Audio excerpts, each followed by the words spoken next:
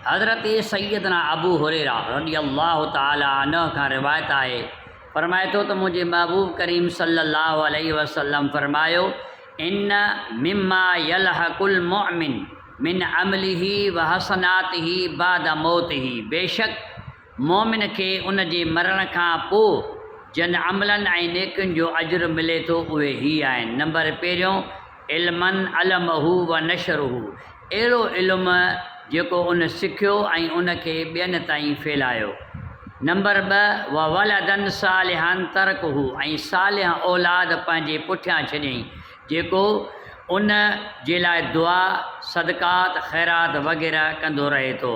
व मुसहफ़म वर्सहू, ऐं क़ुरान पाक वर्से में छॾियईं। औ मस्जिदन बनाहो, या मस्जिद जा तामीर कराईं, का बि मस्जिद तामीर कराईं।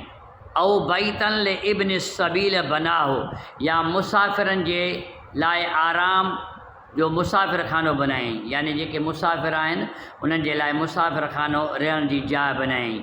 औ नहरन अजरहू, पाक नहर जेका खोटाईं, यानी का बि नहर खूह या नहर पाणी जो खोटाईं, उहो बि उनजो सदको आहे। ऐं सदकतन अख़रजहा मिन मालिही फ़ी सहतिही व हयातिही यलहक़हू मिन बाद मौती, या को सदको जेको पंहिंजे सिहत वारी ज़िंदगी में पंहिंजे माल मां कयईं जो उन जे मरण बाद उनखे सवाबु मिलंदो आहे।